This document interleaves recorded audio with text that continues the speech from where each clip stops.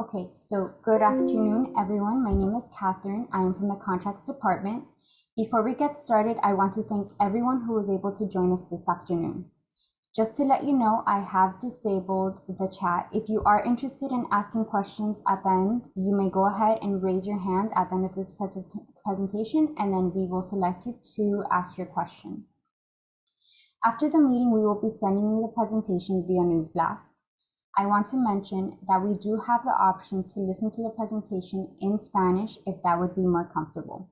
Please follow the steps in the next slide. Quiero mencionar que tenemos la opción de escuchar la presentación en español. Si eso fuera más cómodo, por favor, siga los pasos adjuntos.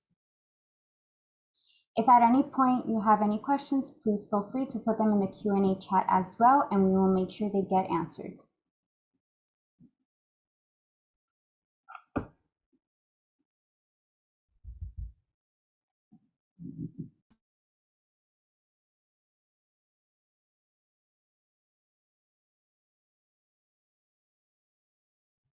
Okay, perfect. Now we will get started. So our first department will be contracts.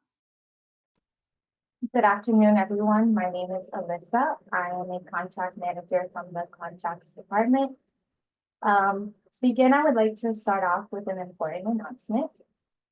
So due to changes in federal regulations, there are new health and safety training requirements for all childcare personnel employed at contracted school readiness program sites.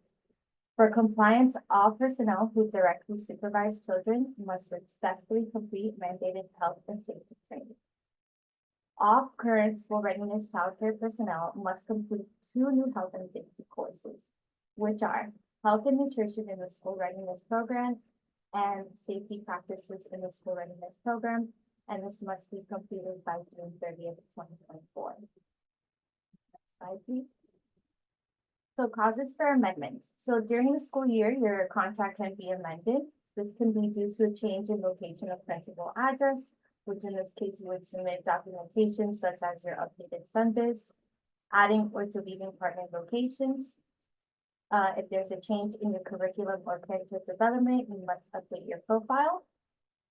Change in signature authority or contact person and information. Program assessment requirements and score. Care level served. So for example, let's say at the beginning of the year, you did not serve infants. However, now you are licensed through DCF to care for infants. So you must update your profile under your private pay rates tab and upload a new private pay rate sheet. So an amendment can be made.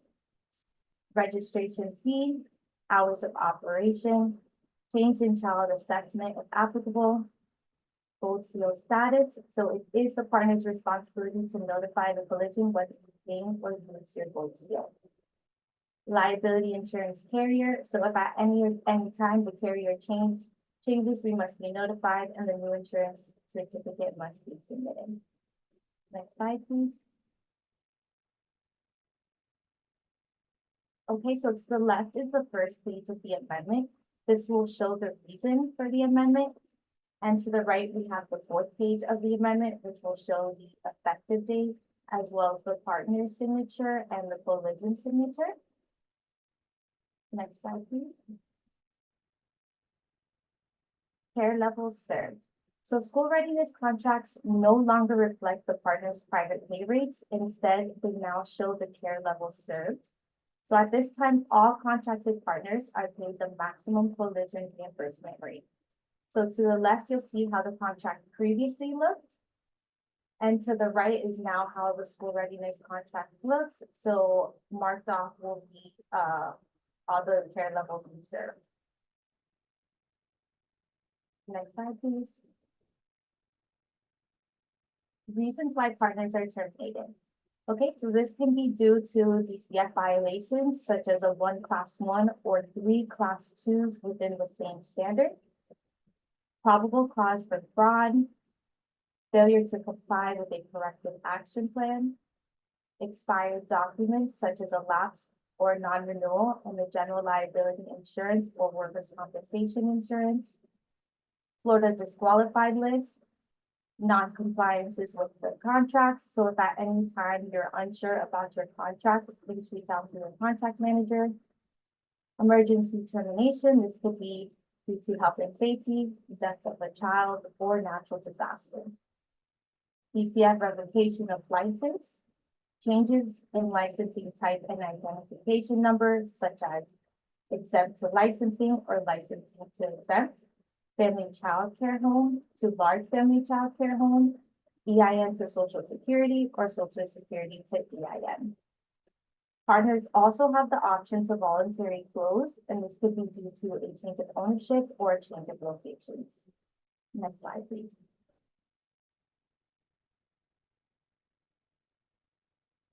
So now we are going to pass it to pre-screening, and Yes. Cindy will speak.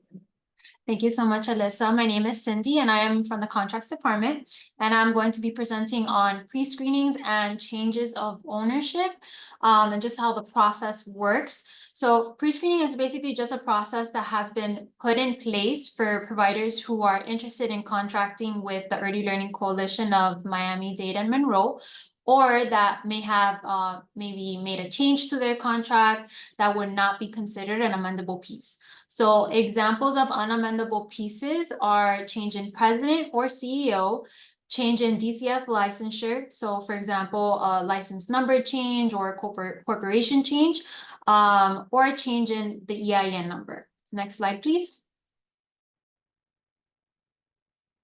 In regards to change of ownership, when you contract with the Early Learning Coalition in your contract, it is mentioned that it is non-transferable.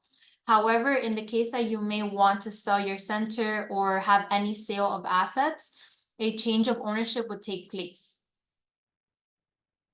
Prior to the transfer taking place, you must notify the Early Learning Coalition no later than 30 calendar days. You may go to the next slide, please.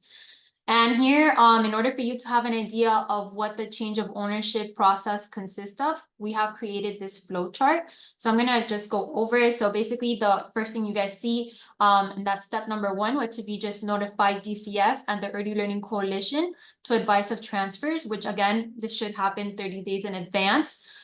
Step 2 would be to request, once you process that request, you will go ahead and that there will be a review that will be done by DCF, and they determine if the constitute of the change of ownership, if it's a new license that will be to be issued, or if they determine that it's a change of ownership, and the Early Learning Coalition will go ahead and host a meeting with DCF as well with yourself via Zoom. Step number 3 would be change of ownership meeting is finally held, in which we further discuss just everything, the process in detail, gather all the documents that will be needed, and just briefly explain that to you guys. And then step number 4, within 24 hours, contracts technical assistant will get in contact with you. This will take place via email, again, post meeting, and they will be providing any documentations that need to be returned and requesting further documents to begin initiating the process of the change of ownership. Step number 5 would just be to, upon receiving all those documents, we gather them, we put them together, and we actually forward them to our loss prevention department.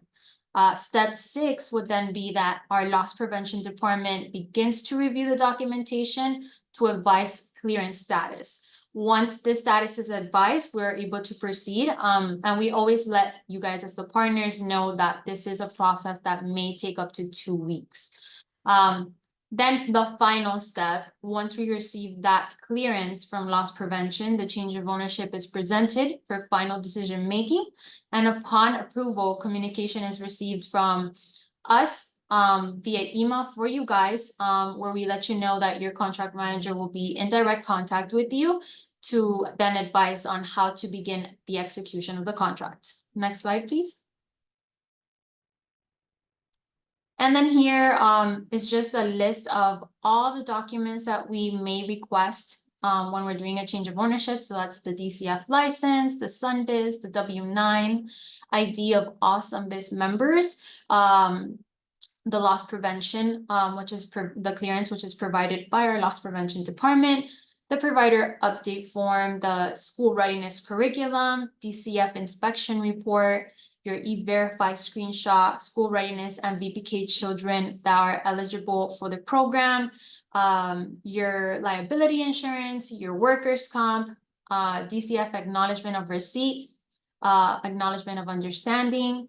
Then you also have the ELC acknowledgement of understanding, the letter of relationship that's typically from the seller, the ID of the seller, the closure letter, which is also from the seller, the new owner's bill of sale or IRS donation letter, bank statement or bank transaction records, lease agreement or proof of sale for real estate, and then any additional documents that we need, we will advise.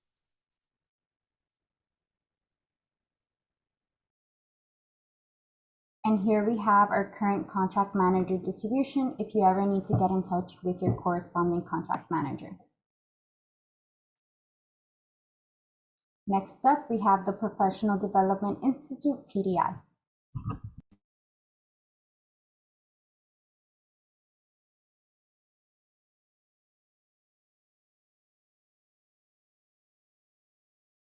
Good afternoon. Can you hear me? Yes, we can. Yes, good afternoon. So my name is Angelica, and I am the Training and Development Specialist of the Professional Development Institute, and I'm gonna be presenting about our department.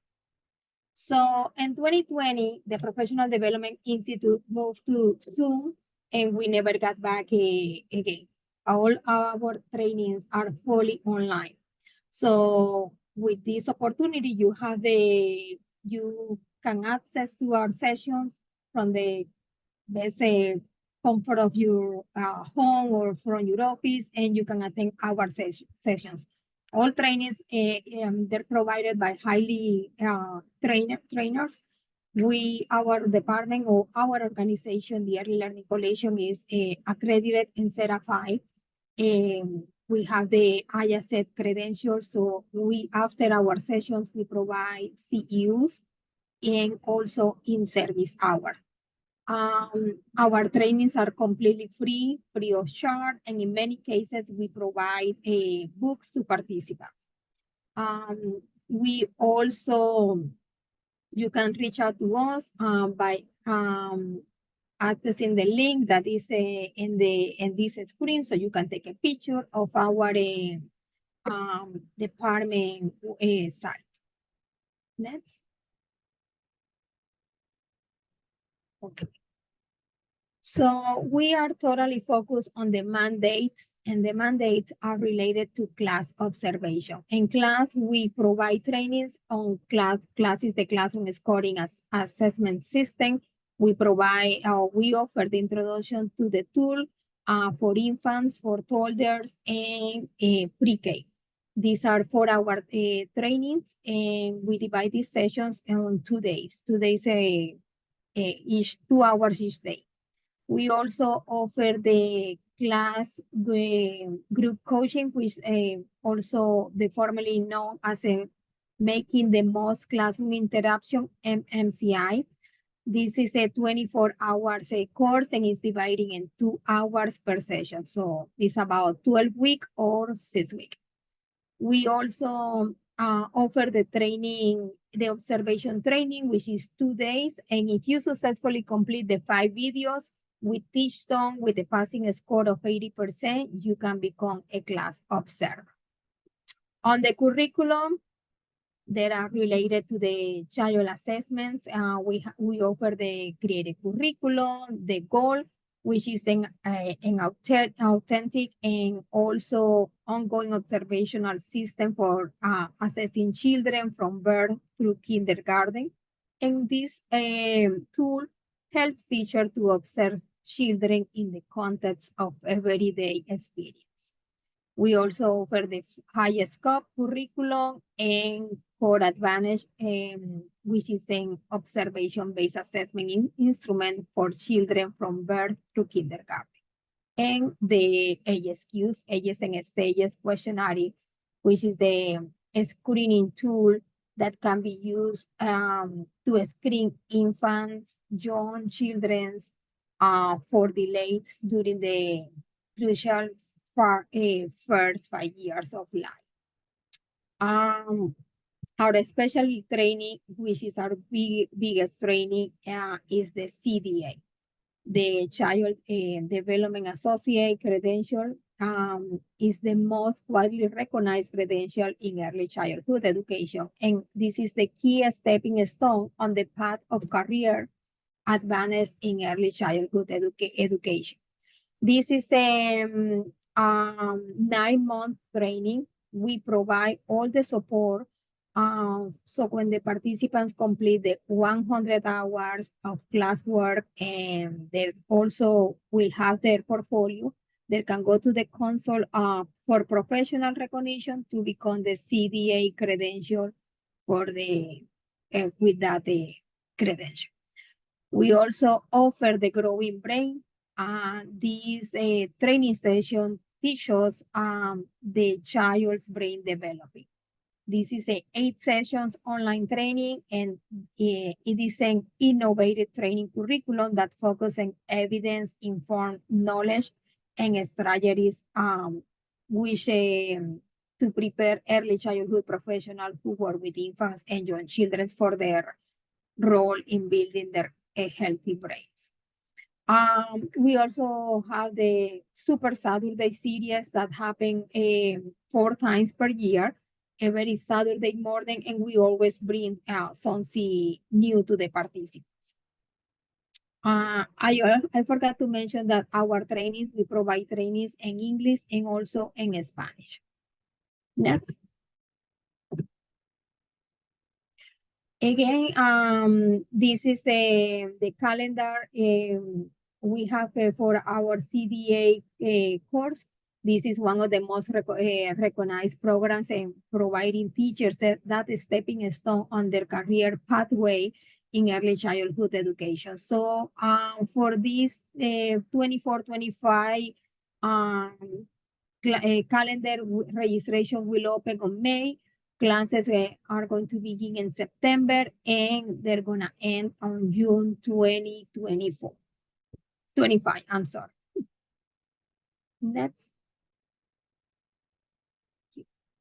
This is another opportunity to get additional support with class, which is Teachtone, and with teaching strategies for the creative curriculum and goal child assessment. So send an email to the professional development, and we can add you and provide you with this free subscription that would help you with your practice. Next. On our website, we can post any open positions that you have available in your center. So we offer a service to the early care and education community to post that position on our website. So again, send an email to our department, and then we can post that position and anybody can come to you. And next. So now, every so often, the ELC will come to you with what we know national best practice. And this opportunity, I am going to share some information about warming bottles and food for infant and toddlers. So this is very important because we got back the caring for our children. This is an entity in Washington that cares for our children. So we are focused in the best practice for this is that we recommend that no any container that contains hot water should be in the classroom, because children can go have access, or they can get burned. So bottles should not be warm. They can come out of the refrigerator and given to the children. And if you want to warm the bottles, you can put them through a running a hot tap with water, or in a container that is not hotter than 120 degrees Fahrenheit. You cannot have any bottled water in the classroom. So if there is any type again of equipment that holds hot water, children can get into those equipment and we can have an accident. So we want to prevent, and I let you know that we try for you to follow this recommendation, which is the best practice. No container that contains hot water should be in the class. So please follow this recommendation and try to incorporate it into your center.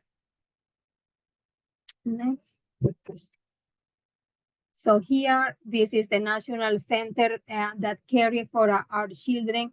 This is the organization, again, that sets up the standards, and they do the research all over the country, and they are the experts, so they're the one that tell us what we need to know. And this is the best practice, again, follow this recommendation just to avoid and prevent accidents in your classroom. So you can take a picture of this link, and then you can access and read more about how we what we focus about caring for children, collection of national standards.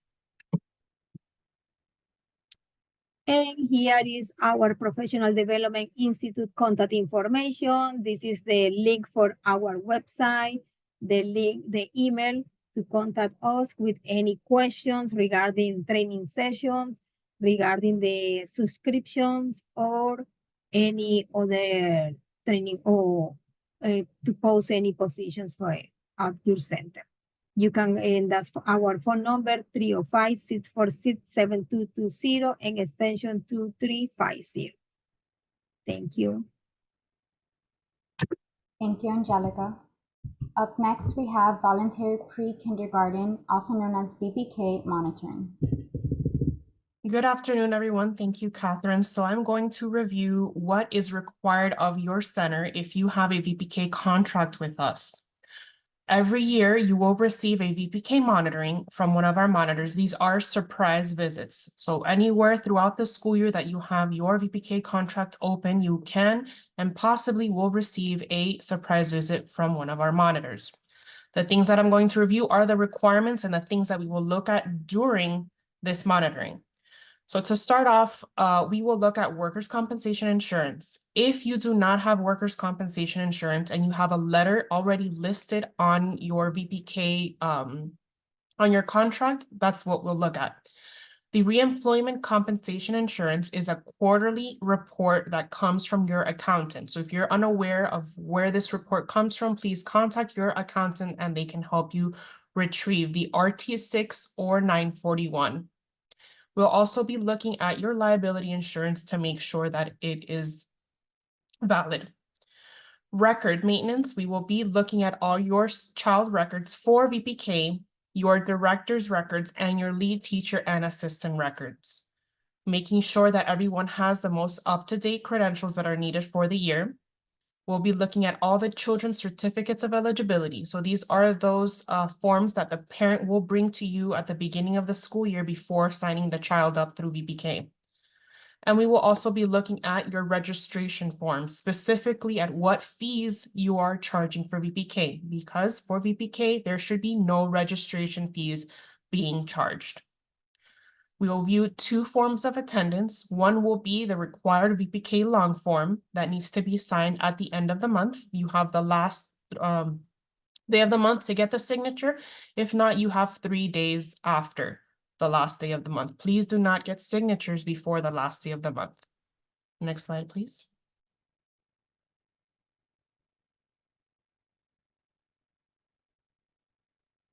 Another thing that we will be looking at is your VPK classrooms. We will step into your classrooms and look at the class calendar, making sure that the calendar and the hours that you chose on your contract are the same hours that you are using in the classroom. We're looking at ratio. So if your DCF ratio, for example, is, let's say, a 15, you should have no more than 15 children at a time in your VPK classroom. If your ratio is over 20, then you are allowed to have a maximum of 20 VPK children. You can have a mix. So for example, if you have the 4 minimum VPK children, but you want to add other 4-year-olds, you are allowed to have the mixed classroom. But again, you cannot have more than 20 at a time. When you have anywhere from 1 to 11 students, you need to have 1 lead teacher present at all times during the 3 hours of VPK. If you have anywhere between 12 and 20 students, you need to have the lead teacher and an assistant. For curriculum, we will be looking at your physical curriculum, making sure that it matches the one that you selected for your VPK contract. We will be looking at your lesson plans and evidence of domains. If you do not currently have any Florida standards, they are available online. If you can't reach them by any chance, please email us and we'll provide them for you. We will also be looking at your child portfolio. So recently we sent out a news blast, which had the most updated child portfolio that you can use. Does not need to be specifically that one, but that is a great resource to have to go off of for creating your child portfolios. Next slide, please. These are the requirements for directors, VPK directors. Your director needs to have the requirements listed on the screen to get approved to be a VPK director. If you have someone that is going to, by any chance, have their VPK director credential expiring soon, please, we recommend you guys look at those dates and start working on those that paperwork 2 to 3 months ahead of that expiration date. There might be anything that happens within the office, that the DCF office, that gets delayed, that does not create enough time for you to have that and put that up for the VPK app. Next slide, please. For lead teachers, they have to have the 3 5-hour emergent literacy courses that equal 15 hours total, and the latest standards course, which is the 3 years old to kindergarten. If you already have the emergent literacy course, please check your DCF transcript. There will be a little yes on the bottom. This is valid for 5 years. Once the 5-year period is over, each teacher will be required to complete 1 emergent literacy course. Okay, so if you have any questions on that, you can also email us and we'll be happy to answer. Next slide, please. As of 2 years ago, we switched over from having bright beginning assessments to now working with Renaissance to do the fast assessments. Every VPK provider is required to introduce these assessments every year to their children. Previously, the Bright Beginnings was only the first and the last one. For FAST, you do have to create all 3 assessments for the children, or all progress monitorings. The first progress monitoring is within the first 30 instructional days of VPK. The second one is within 40 to 60% of your instructional hours, and the third one is the last 30 instructional days of VPK. If you have your own center, please do not, if you don't have your dates, you're having a hard time calculating your dates, we do send out a courtesy email at the beginning of the year to all the centers regarding their dates. If you have any calendar changes that will change your dates and can affect the time frames that Renaissance is open at all times. So we do ask you that if you don't have your dates, or if you're unsure of your dates, please email us so we can provide those for you, so you are not out of compliance with the date that you are testing your children. Once you test all the children, you are required to provide the parents a copy of the results. You can use a STAR parent report, and that is within 7 days of your PM. You can keep a copy for yourself, but please have your parents either have a signed copy, or they can sign a list like with the students' names, where you can have the parent's signature on the side that they received a copy either physically or via email. Next slide, please. Once you are doing so every year you do need to have at least 1 administrator in the center be credentialed to have the FAST training. This could be your lead teacher, your director, your aide, or even a curriculum specialist. Anybody that is working with your VPK program, as long as they were the ones that are administering the assessment. What does that mean? That they are the ones helping the children log into the FAST assessment via Renaissance and waiting there until the child has finished. That is the administrator. So you do need at least 1 administrator per center for the school year to have the Renaissance training. Next slide, please.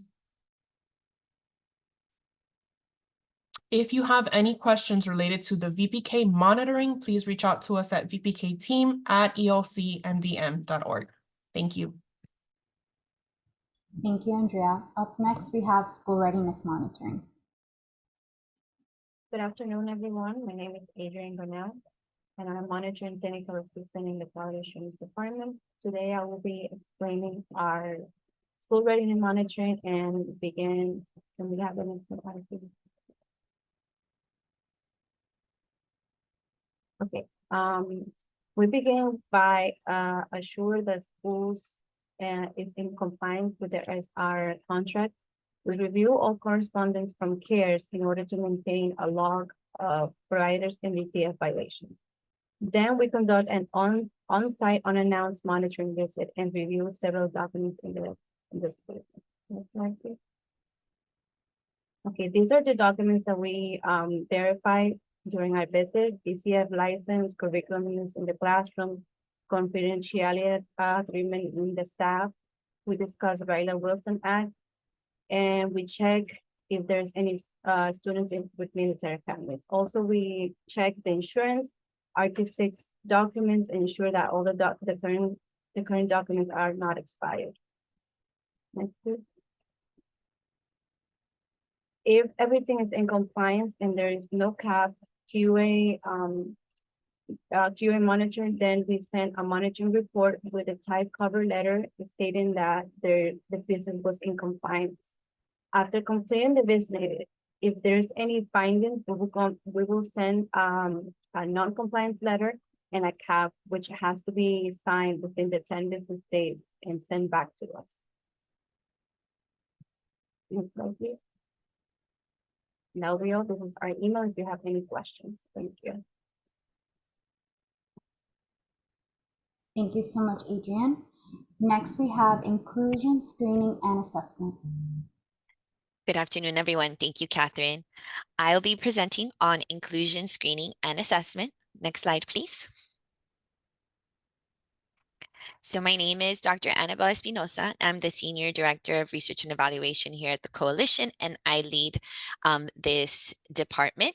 We offer a variety of different supports and services to both families and providers, and they are all listed here underneath in these various circles. The first one we'll be talking about is the warm line. I'm sorry, I'm getting questions about my language that I have to answer. So the first one I'll be sharing with you is the warm line. We'll also be talking about the special needs rate, our BP support services program.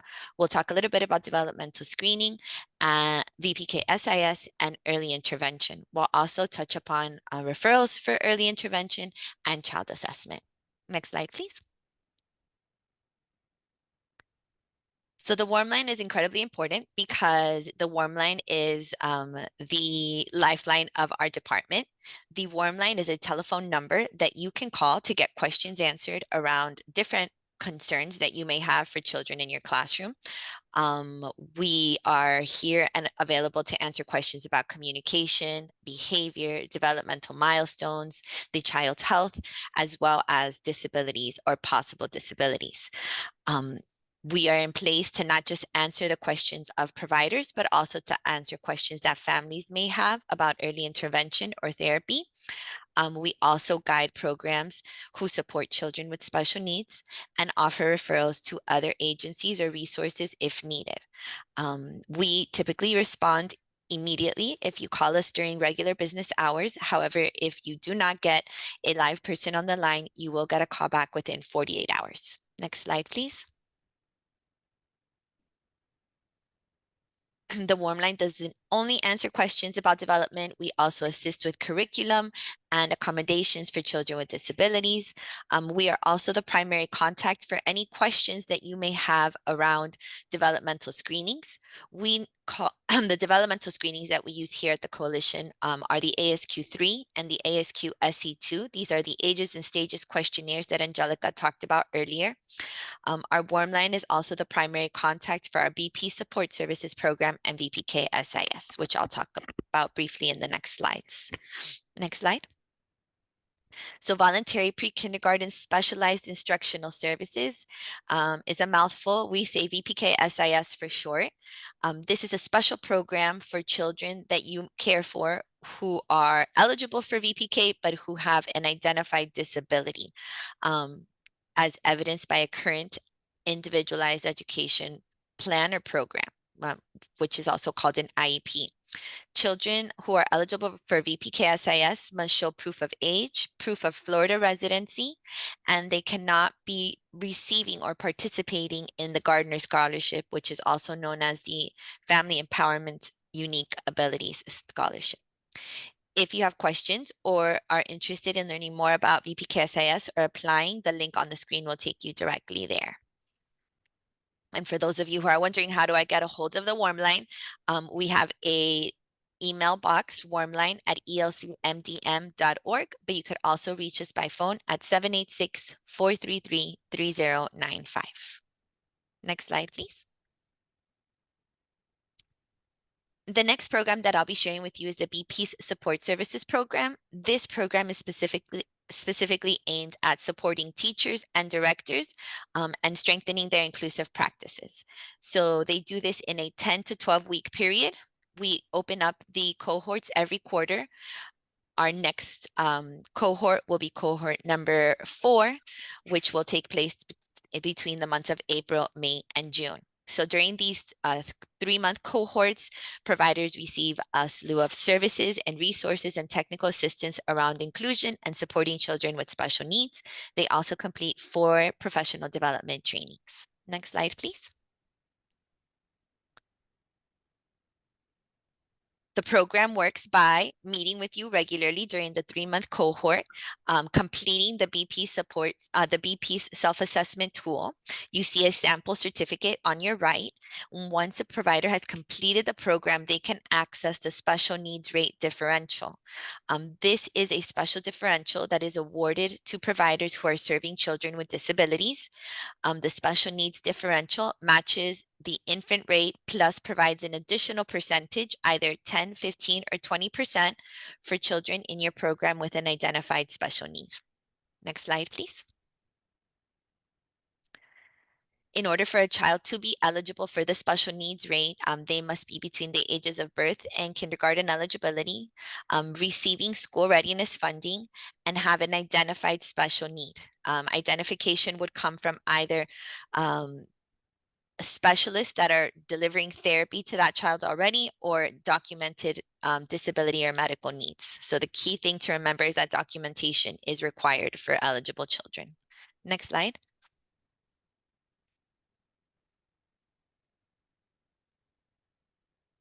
I am also sharing with you some information on developmental screening. Those of you that joined us for Super Screening Saturday know a little bit more than what's on these slides, but developmental screening is a quick snapshot of where children in your classroom are in reference to their milestones and their behaviors. We use developmental screenings to connect children to additional evaluation when necessary. These screenings do not give us a diagnosis, but they can be completed by parents or providers who know the child's best, and they can be a stepping stone to early intervention. Next slide, please. The developmental screening program is required in your school readiness contract. So many of the programs and supports that I shared previously are as needed or as requested or voluntary, with the exception of our developmental screening program. This is a contract requirement that all children in your school readiness program receive a screening. And we monitor compliance with this requirement through professional development and technical assistance, weekly reminder calls, and we also call a minimum of 7 days before the due date for a screening, just to provide assistance and offer support. Next slide, please. The very last program that I'll be sharing with you today is the Child Assessment Differential Program. The Child Assessment Differential gives an additional 5% to providers who are administering the Teaching Strategies Gold Child Assessment to children in their program at least 3 times a year. Eligible providers have a certified school readiness contract. They have a class score of 4.0 or above, and 75% of their staff have inter-rater reliability in the approved tool before finalizing their school readiness contract for the upcoming year. So if you're interested in the Child Assessment Differential, you haven't been part of this program yet, you have time to get started. You just have to have your contract finalized with this amendment by July 1st of this year. Next slide, please. So which children are eligible for this differential? Very much like the special needs differential, it's children birth through kindergarten eligibility or birth through 60 months. These children are enrolled in your program 60 days prior to the end of the assessment period. That's what AP stands for. And these children also have consent from a parent or caregiver to have an assessment done. Next slide. If you're wondering what AP stands for, or what is assessment period 1, assessment period 2, assessment period 3, this slide gives you that information. Remember that the school readiness enrollment cutoff to receive the differential for any particular assessment period is 60 days before the end of that assessment period. So for AP1, it is September 2nd, for AP2, December 3rd, and AP3, April 2nd. Next slide, please. And so I end the presentation the same way that I started, talking about our warm line. This is our warm line flyer and has contact information in case you have any questions about any of the programs that I shared with you today. We have a warm line both in Miami-Dade and a warm line for Monroe County. You can see the 2 different numbers on the card, as well as our email address, warmline@elcmdm.org. The next slide is our warm line card in Spanish, for those of you who feel more comfortable engaging these materials in Spanish. And then the next slide is our warm line card in Haitian Creole for our Creole speaking providers and families. Thank you so much for your time. I'll hand it back over to you, Catherine. Thank you, Annabelle. Up next, we have school readiness eligibility. Good morning, everybody, and thank you for your time. My name is Isabel Afanador. I'm one of the 2 directors of programs for eligibility. Next, please. Today, we are going to remind you of key points for school readiness. Next, please. Next, please. Okay, thank you. We have a school readiness is open. There is no waiting list. There is no time to waste. So please encourage all of your parents to apply for a school readiness. We are selecting the families every 2 weeks and we are notifying them. It is important to know that on the email, when they are not completing the application, it will say rejected. However, rejected doesn't mean it has been closed. You will not qualify ever. What it means is that it's pending additional information. And in the email that is sent out to the parents' email address that they have gave us in the application is listed what documents are pending. The family has up to 30 days to complete those pending documents before the system automatically terminates the application. Again, the school readiness application is a preliminary pre-screening. Once that pre-screening is completed, then we will have the opportunity to meet directly with this respective family and address any other issues.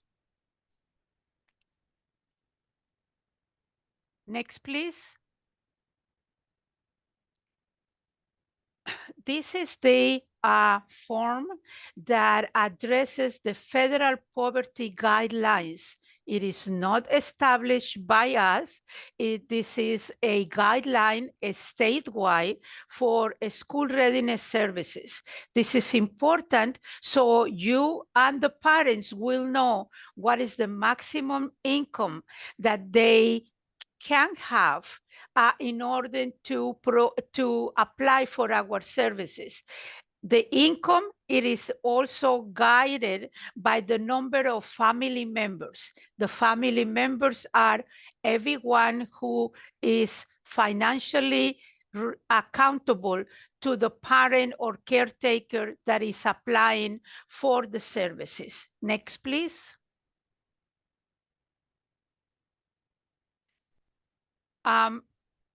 We notify the parents via email to their email on the application.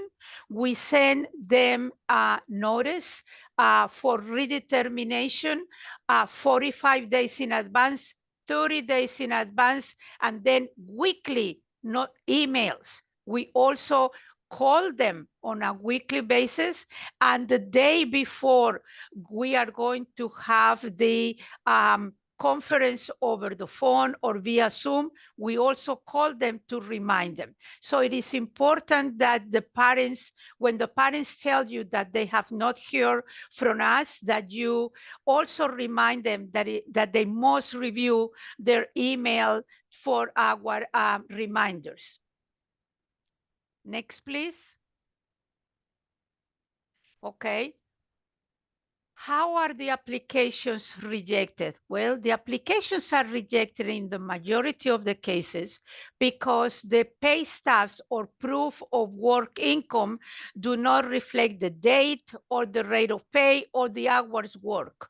Why is that important? Because in order to qualify the parents for full-time services, the parents must work a minimum of 35 hours. Or if it's for part-time, a minimum of 20 hours. And they have to document that, so therefore it is done to pay staff. However, if the parents are not getting paid through checks or through pay staff from their place of employment, we also have a verification of employment form that they can complete and their employer can sign. And if not, they can, if they don't even know how to do that, they can call us at our main number, or they can visit at any one of our service centers, and we will be able to assist them with the necessary information. Another reason why families don't qualify is because they may be over income. And it goes back to the income form that we already reviewed here. Again, all of the information must be received within 30 days. And if at the end of the 30 days, it is not redetermined, they have an additional 30 days after it's closed for services to apply for a reassessment of that decision. And we will be able to look at it and see if the parents really meet the criteria to appeal that case closure. Next, please. We all know, and you know more than us, what are the benefits of the children participating on the school readiness programs. And obviously is the fact that that the children will be able to receive up to 12 months of authorized services in your wonderful centers who are certified, and in the majority of the cases, you have Gold Seal certification, and they all are also receive certification by DCF. So please help us educate our community. Next one, please. When we tell the parent that they have met the application requirements and that they are eligible for services, they must go into their account and sign the services certificate. Why is that important? Because it's the contract between the coalition and the parent. And until they sign that certificate, the child will not appear on your attendance roster. So again, they must sign for the children to appear in your roster. If you have any problem because it is not appearing, even if the parent tells you, please ask them to call us at our main number. Next, please.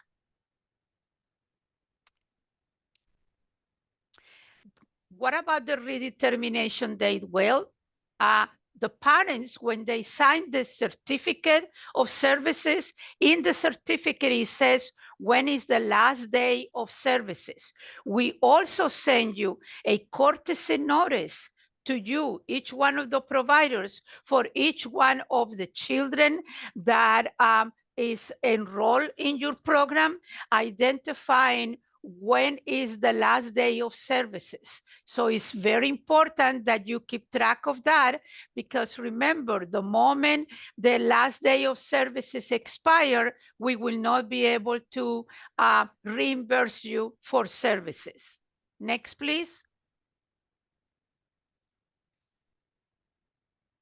If your child is funded as a Ryla Wilson Act child, meaning it's BG1 category, at risk, this is a reminder that if they stop coming to your center by Florida statute, you are responsible for notifying the administrative dependency agency, which is Citrus Health, of the absence of the child, and the absence is 7 consecutive excused absence or 1 unexcused absence. This is mandatory by Florida statute. You will need to keep proof that you forward that notification to the BG1 daycare absence at citrusfostercarenetwork.com, because at the time of compliance or monitoring by any one of us, you will be asked to please share with us that folder. Thank you. Next, please. What happens if any of your family tell you, I want to transfer my child? Well, it is within the right to transfer the child to another program, but they must do it completing the form 2215, which is the school readiness transfer, here on the slide for you. The parent notifies the center where the child is attending, and the director or authorized representative must complete section B. Once that is completed, then the provider, the director, gives the form to the parent, and it's the parent responsibility to take it to the new center where they want to bring the child. Then section C will be completed by the director or authorized representative of the new center, and in turn, it is their responsibility to email the complete form to transfers@elcmdm.org or fax it. I recommend that you email it, because it's the easiest way for you to have proof that the transfer was submitted. Remember, if the parent brings a child to you from another center and you have not received confirmation from the transfer office that that has been approved, the coalition will not be able to reimburse you for services provided to the transfer child. Next, please.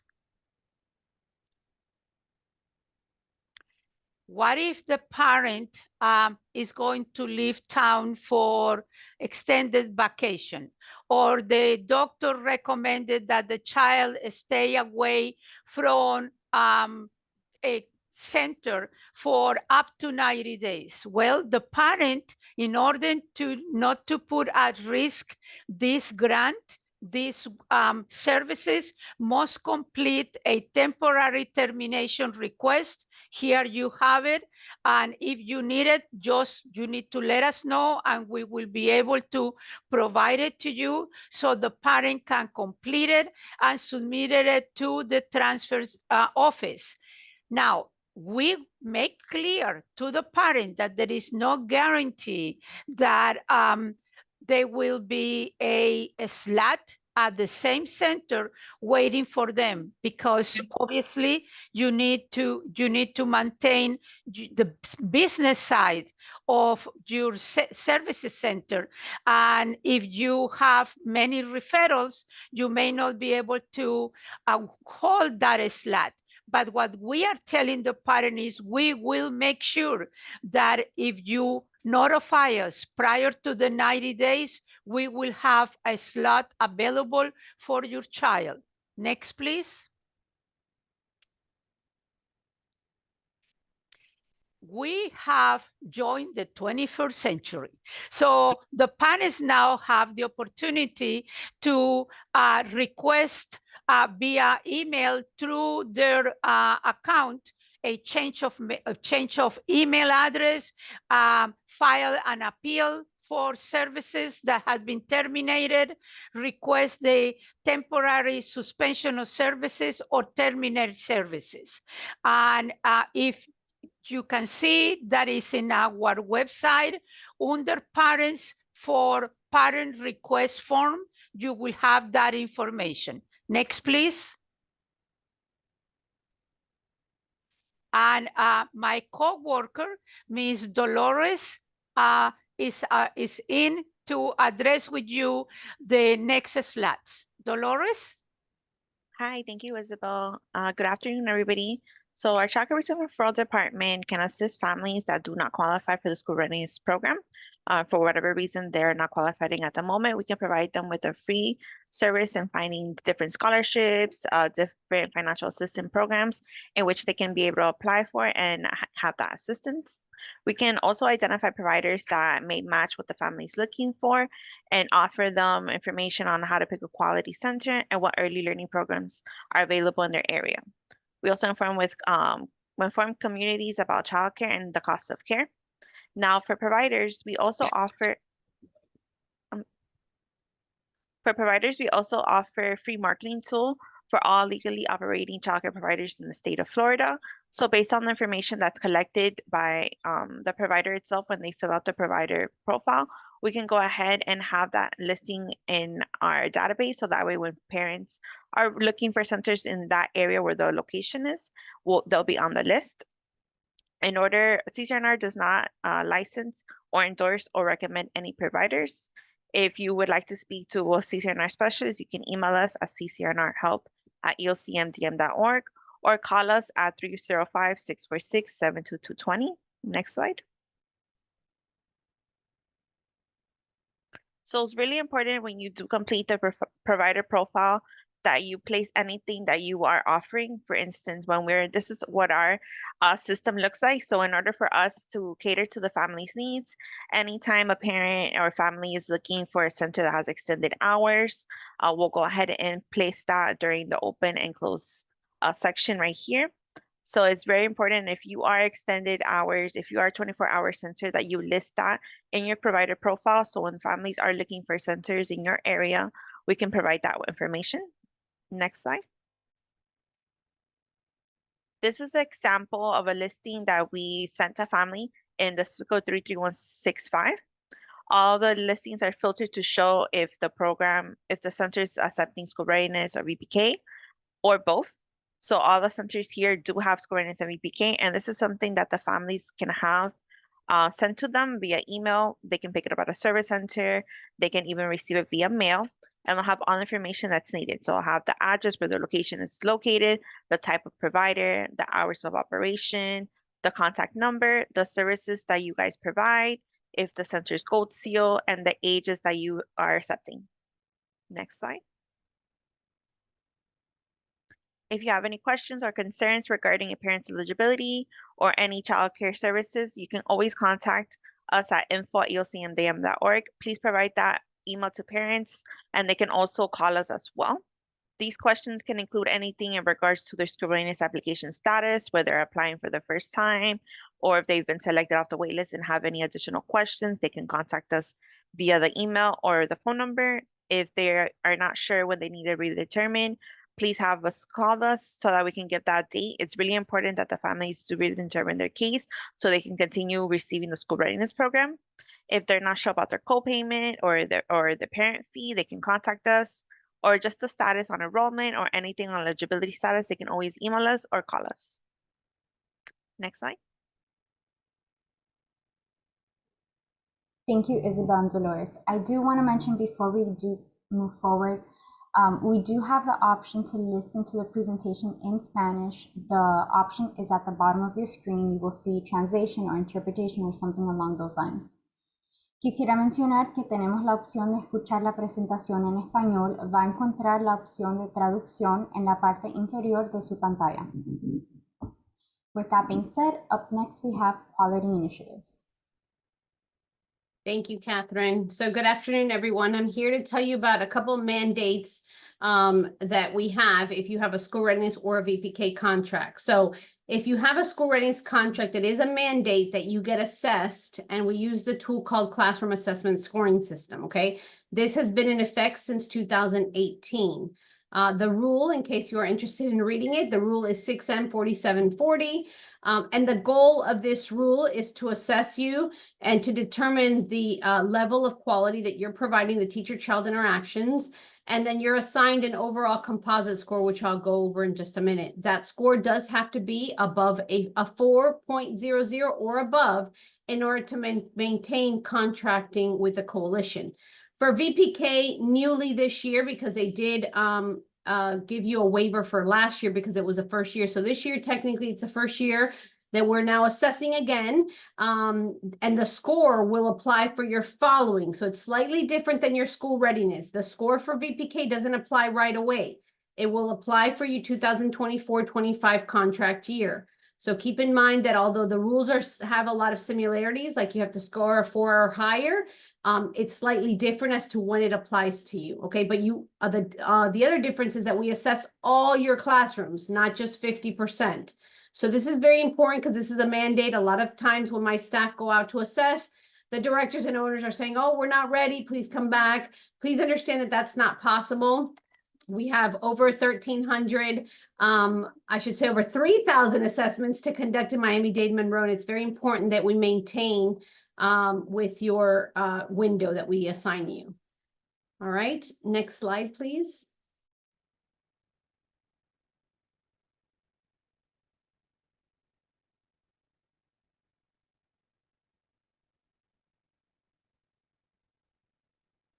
Give me 1 second because it looks like they're asking me a question, the translators. I apologize. Okay. So what is the classroom assessment scoring system? So many of you are already familiar with this, but in case you're new to the coalition, it is a tool that is research-based, and the goal is to improve the effectiveness of the classroom interactions. We don't go out to assess a particular teacher or a child. Our observations are just based on the interactions that are happening in the classroom. So any adult that's in the classroom is included in this observation, unless it's a therapist that's working one-on-one with a child. Next slide, please. So again, we conduct these assessments annually. The tool does go from 1 to a 7, 7 being the highest score, 1 being the lowest. Assessments are conducted year-round, meaning that, although we try to assess you annually, sometimes we may assess you way before the 12 months or a little after the 12 months. All assessors are reliable and certified. We do speak either English or Spanish. If your program speaks any other languages other than that, we try to accommodate you, whether that be Creole or something else. So you just need to notify us when we reach out to you. They are certified by Teachstone. Not only are they certified annually, but they do calibrate and they do recertification monthly. Okay, we want to make sure that they are reliable when they go out and that we're using the tool to fidelity. Assessors, like I said, speak English, Spanish, and Creole if needed. We assess only 50% of the programs for school readiness. When I say 50%, I mean that if you have 3 infant classrooms, I assess at least 2 of them. Okay. If you only have 2, I assess 1. That's for the infants, the toddlers, and the preschoolers. For VPK, we assess all VPK classrooms. And then the care levels are broken down below as far as the care levels that we use the tool for. Next slide, please. So the thresholds, like I mentioned, for school readiness and for VPK, you have to score a 4.00 or above. If you do not score a 4.0 or above, you can request a second assessment at your expense. You cannot request a second assessment if you score a 4 or higher, even if you don't like your score. It's not something that these are not our rules. These are a mandate by the state. These were created by the state. We just follow them. So please understand that it's not an ELC rule. This is a state mandate. And you may want to look at those rules, 6M 4740 and 6M 8621. If you don't score a 4 or higher, you can request a second assessment at your expense. Each classroom assessment is $350. And we do double code them. So we do send 2 assessors out simultaneously so that they can score and make sure that we are continuing to score at par. All right, next slide, please. This is just to remind you that if you do have a school readiness program, there's actually an incentive to scoring 4.5 or higher. If you score a 4.5 to a 4.99, you get an additional 4% differential for each SR child. If you scored 5 to 5.99, you get a 7. And if you score 6 to a 7, you get a 10%. Next slide. That is only for school readiness, not for VPK. All right, and this is just a friendly reminder. You have for school readiness, not for VPK. You have monthly, you have to go in between the 25th and 28th of each month, and please update your roster. We know that classrooms change. We know that teachers change and you move things around. So we just need you to update it, because if I send an assessor out there and the information is stale, it's old, then again, we're going to lose a trip and have to go back out. So it's super important that you just put yourself a reminder in your calendar to go into the system, to the quality performance system each month, and update your roster. Next slide. So also to remind everyone, although I do have a small coaching team, we only have 3 coaches for the entire county. We do offer it. I'm not sure how big our wait list is, but we do offer coaching. So if you're interested in receiving coaching from one of our coaching experts or specialists, please email us at class info. We'd love to help if we can. If not, you'll be put on the wait list and we'll let you know more or less how long that wait list is. But the coaches do meet regularly with the teachers. They try to work on specific goals that are needed. It's important that the director be aware, obviously, that we're going to be working with that teacher. So we do involve the director in everything that we do. Coaching conversations last between 30 to 40 minutes. So it's super important that you have a floater available so that they can be in the classroom while we're talking to the coach. And then obviously we always highly encourage programs to purchase the class dimensions guide. That's kind of like the little Bible as to what we're assessing, what dimensions, what domains. So it's a really good resource. I believe it's $20, $25. Next slide, please. All right, with that said, that completes my presentation. Here's our contact information for our department related to class. If you have any questions, email us there. Back to you, Catherine. Thank you. Thank you very much. And up next, one of our final presenters, we have payments. Thank you, Catherine. Good afternoon, everyone. I will be presenting on behalf of the department. My name is Jose Hernandez. I'm the Senior Director of Provider Payments, and I will giving you a general overview, and I'm going to be spending a little more time on some slides than others, because basically some of the items has already been covered by other colleagues and other team members. Next slide, please. Here, we're just going to give you a general that we're going to be following. Basically, the presentation is going to be following the compliance with the rule and regulations. All the colleagues have already exhausted all of you regarding the rest of the items in here. But in order for us to issue payments, we need to be in compliance with the rule and regulation. Next slide, please. Hold on just a minute. Being asking to share.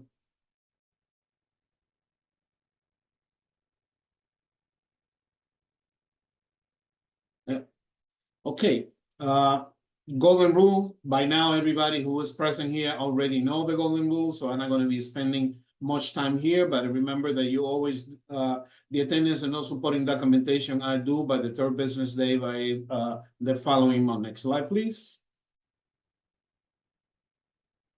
School readiness, and I'm always stressing, and yes, I'm the rule guy. That's how I've been labeled a lot of the times, but in reality, it is very important that everyone understands that the coalition, and especially in regards to the payments, in the payments area, we are required to follow Rule 675.0. And then we hear everyone talking about the rules.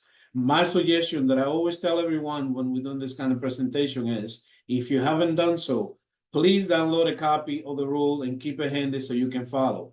The rules that the Division of Early Learning always will open up rule sessions in order to amend or correct the rules. I strongly, that is open to the public. I'll always encourage everyone to attend to it and see what the process is. But once the rule is final, that is what we need to follow, and that's what guides us in every process. The coalition does not make the rules. We actually are required to follow them and enforce them. Next slide, please. Regarding the school readiness attendance, all everybody sees this. The only items that I'm going to highlight here is the legend, that the legend has changed and now include temporary closures in the coding that is in there in the system. And also, if you see in the left upper corner, you'll see a link there that was not there before. Now that is new for temporary closure. So if you are actually doing your attendance, you realize that you had a temporary closure and you have not submitted that request, that link is available there that will take you to the step on how to do the temporary closures. Next slide. I will be covering temporary closures later on in the presentation. Next slide, please. Absences, coding of absences. And now we actually authorized to pay up to 13 absences. The first 3 absences, as always, has been the what we used to call EEs, but and the rest will require documentation. That is part of the section 4 of the rule. And again, I will give you the strong recommendation to always become familiar with the different variations there, what the rule requires. Next slide, please. Consecutive answers, and that has been an issue, and that's why it's being addressed. Also in paragraph 4C, the children actually enroll in your centers or schools, and they actually not attending. So you are required to report consecutive absences to the coalition. And what we do, we actually work with our eligibility team to reach out to the family to understand what is the reason, and we will give you an answer as to what the outcome of that follow-up will be. Next slide, please. As my colleague Isabel Fanador mentioned, it is a requirement for at-risk children, and I'm just going to highlight that is a requirement, is mandated, and you are required to submit that form. Next slide, please. At-risk children in disenrolling, you are not, according to the rule, section 4, paragraph 2, you cannot disenroll an at-risk child without the proper authorization in writing by the referring agency. If that were to occur, you need to maintain a copy on your records of that authorization to withdraw those children. Next slide, please. The 12 Sunday holidays, by now everybody knows what it's called. We're just here to give you a reference to the rules. Next slide, please. Establishing and maintaining the reimbursement rate, as our colleague from the contract units actually mentioned, we actually reimbursing everyone at the coalition max rate. That is the best rate. There's no longer a comparison between a private and the coalition rate to come and determine your rates. Everyone, and depending on the county or service, is getting reimbursed at the maximum coalition rate for the base part of the payment. Next slide, please. And here I'm showing this slide here, basically with a lot of questions most of the times, which we receive call asking, where do I see my rate and how do I know what my rate is? First of all, they are part of your contract. There's one of the exhibit in the contract that's listed there. But if you go to the system and the portal, in the Dell portal system and click on the instruction there, you will come out to the grid, what we call the rainbow grid. And then there has the detail, all the rates and how, if you have gold seal, if you have the quality assurance, and all the other, the QPIs, as we call them, and all the other differentials, they all tally up. And that's how you see how you get in reimbursed. And those are the rates that you have. Next slide, please.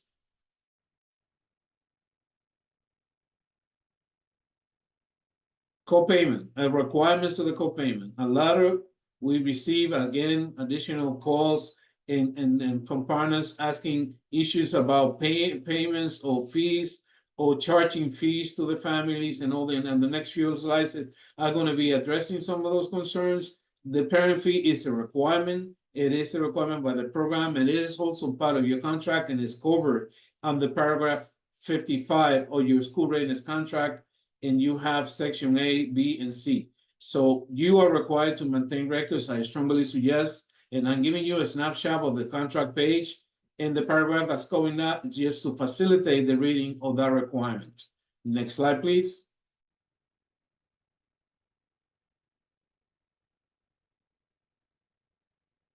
Collection of the differential rates from the parent. And that's basically one big question that a lot of the centers or staff actually ask that question because they're confusing this with other rate differentials like QPI, Gold Seal. This differential rate that we're making reference here, and we're adding this here, and there's a reason why I'm having this here for you. Basically, the differential rate is the difference between what your center actually privately charges for caring for a child and what the coalition actually reimburses you. And here, the contract, your contract on paragraph 53 is very specific that you have to give the parent notice as to those rates that you actually charge, and that they're going to be responsible for the differential even before they enroll the children with your centers. So you have to give them written notice of all the fees that your center actually charges before the child gets enrolled. Otherwise, you're not going to be able to collect the differential from them by your contract. It is listed in there in paragraph 53. Please make sure that you read it and that you are following those requirements. Next slide, please. Payment registration fee on the school readiness. There are no registration fee on the VPK at all, and I'm going to be addressing that shortly in a few minutes. The school readiness program pays you for registration fee, conditional that you're not going to be charging those registration fees to the parents. That's the caveat. A lot of times I hear about, can I charge the parent? No, if you actually have it in your contract and you listed there that you want to get reimbursed for registration fees, you have to list the amount in the contract and as you negotiate the contract and charge and will not be able to charge the parent for the same thing. We will be reimbursing you the registration fee for those children that are new coming into your enrollment. But bear in mind, payment of registration fee, it is attached to the children. It follows the children around. If a child is new to you, does not necessarily mean that we have not reimbursed the previous partner or provider who provided service to that child. So you are not, if the child might have been in another school and coming to you, it might be new to you, but it's not new to the previous provider, and the previous provider probably had already been reimbursed for registration fee. Registration fee is limited, and that's what what we're trying to convey here. You cannot get reimbursed in addition to the total amount allowed. Next slide, please. Requesting it, just a step in how to do it, and then you need to certify if the children actually not populating in the request, and when you view the children are being authorized, those mean that those children actually are not qualified. The system automatically will not populate those children that do not qualify for you to be claiming the registration fee. But you are responsible to request the reimbursement of the registration fees. Next slide, please. VPK program, same here regarding the rules. There was a recent workshop that Dale had an open public regarding changes that are being made and being worked on Rule 678.305, which covers VPK and the reimbursement process. Once those changes have been final and made available to the public, we will definitely notify you all the changes. But in the meantime, the rule remains the way it is before that final draft is made to public. Next slide. The current rate for the VPK program this year, both counties. Next slide. General overview of the BPK attendant. The BPK attendant is unlike school rating, there's not much going on over here. The BPK attendant only cares if the child is present or absent. And obviously you have the codes there. The legend has changed as well. As I mentioned initially when I showed you the overview of the SR attendance, and also the link for the temporary closure has become part of the attendant screen. So that's the changes there. Next slide. No changes here. A lot of confusion most of the time that some new partners coming aboard believe that this BPK program doesn't pay for absences, and they get confused with this. The BPK does pay for absences of the children, but it's an automatic process called the 80-20 rule. And based upon this rule, you can download a copy and look at it. What it simply means is if the child is present 80% of the time, you will get automatically reimbursed for the 20% absences. The goal is to make payments to make you whole for 100% of the allocation for the annual allocation of the child. Next slide, please. Again, the 80-20 rule is an automatic process. We don't play with that. We are not able to actually adjust or do anything to it. Same thing with the BPK advance payment. BPK advance payment is an automatic process. It is advances payment 2 months in advance for up to 95% of the children that are enrolled at the specific time that we run this module. Once we run the module, you can have additional children or have less children. BPK advance payment is not an additional payment for the BPK program. It says it's what it is. It's an advance payment. It's a loan, meaning I will be collecting those advance payments from you before the end of the program year. And you have to be paid whole completely before we come to the end of June.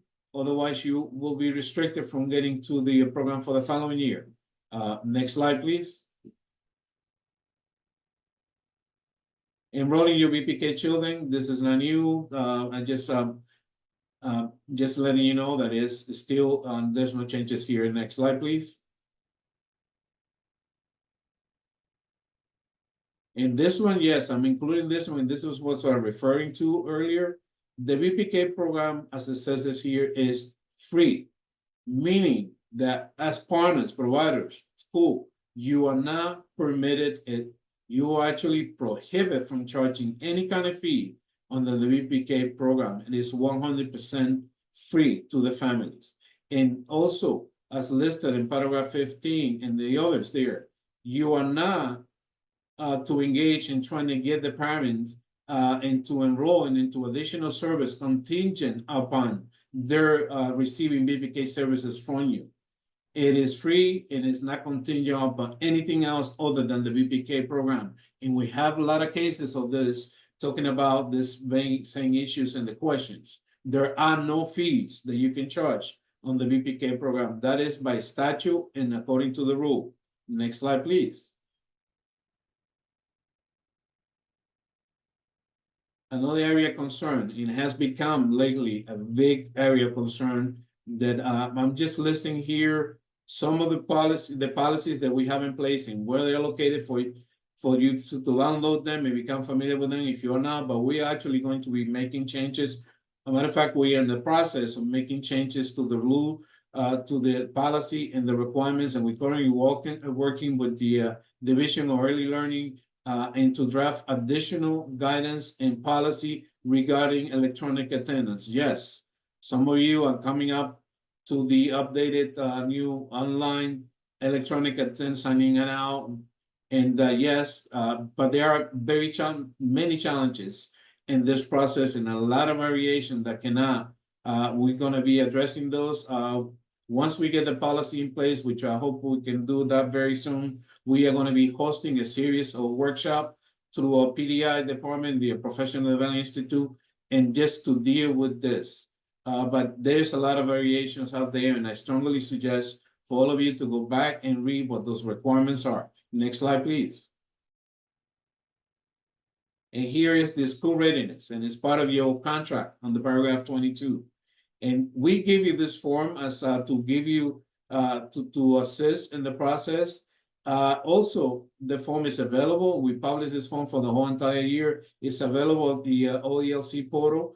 the new partners hope, as we call them. Also there, please pay attention to the parent authorization form.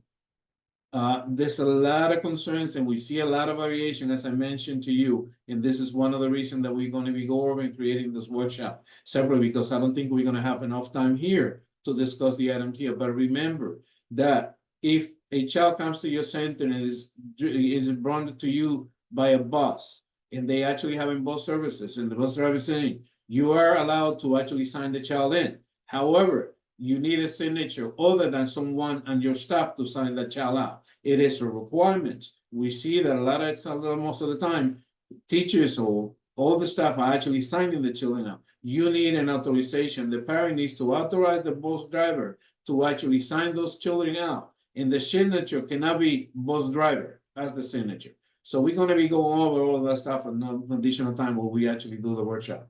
Next slide, please. VPK, payment validation, critical here. We see some of you or some providers getting creative in trying to replicate a form which the state provides the form for us, and they do not allow any editing on the form. They're very specific that the form to be used is the form published by the Division of Early Learning.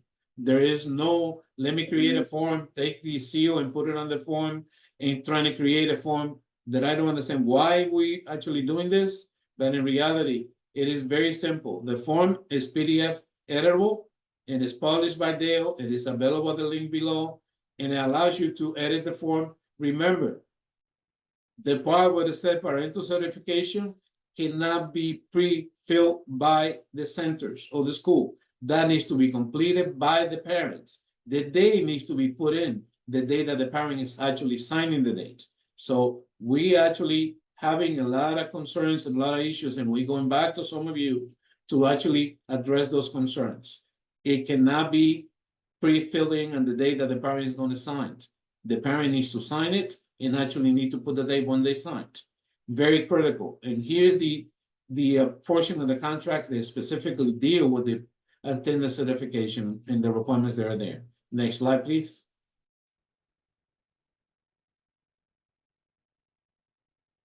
You are required to upload and this is by the third business day with this other documentation when you submit your attendance. You're required to upload the signing in out and the loan form from BPK, and that's the link there for the Dell portal. You can also upload it to the old ELC portal as well.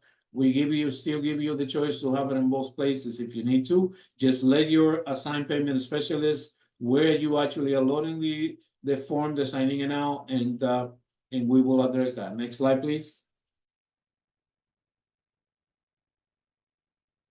Downloading your reimbursement report. The reimbursement report, very easy to download. It is actually, they're no longer published, pre-published. It is on demand. You can actually generate a reimbursement report for any period in time, going to the beginning of times when the system was implementing it to the present time. It is on demand. I strongly, and why we're highlighting this here is because you need to generate this report based upon the payment period. Payment period is when we actually pay you. For example, we actually pay you on February 20th for the January reimbursement cycle. So you will need to run, if you want to see your January reimbursement reports, you will need to run it as a payment period of February, and then you will capture everything that is there. It is always, you need to use the month that we actually physically pay you to run this report. And you do have an option to run those reports for School Readiness and VPK, because those are the only two programs that we actually have on the Division of Early Learning portal system. If you also participate in the scholarship program with TCT, the reports are actually available for you to run on the OELC Hub. Also EHS, you will have to go back to the system where you submit attendance to upload your report from there. Next slide, please. Reporting of temporary closures, as I mentioned earlier, the link is in your attendance, but here is the step that you're going to go directly to if you want to report this temporary closures. Temporary closure can occur for whatever reason. You are required to submit it through here. We will go over and review the information that you provided and whether that temporary closure is reimbursable or not. We will make a determination based upon the rule Also, you will need to notify your contract manager that you are temporarily closing for whatever that reason is. Next slide, please. And this is the most useful slide of all. The user guide, the portal user guide, I strongly suggest to everyone to download a copy of this, because everything that all my colleagues and I have presented here is listed here on the portal step by step. It even has images that show you how to process and do anything from beginning on your contract negotiations all the way to the end and to coming to the payment side. So that is a very useful and is updated always when there are changes made to the system. Next slide. And that is if you have any questions, you're the lead payment supervisors and all our informations. That will conclude our presentation, and thank you all for being here. And I'm going to see if there are any questions that needs to be answered. I think there were a couple of questions regarding payment differential and some stuff, but I believe that I did answer those questions as we went through. Thank you so much. Back to you, Catherine. Thank you so much, Jose. This will now conclude our annual orientations. If you have any further questions and would like to inquire, the presentation as well as questions and answers in the chat will be sent out via News Blast.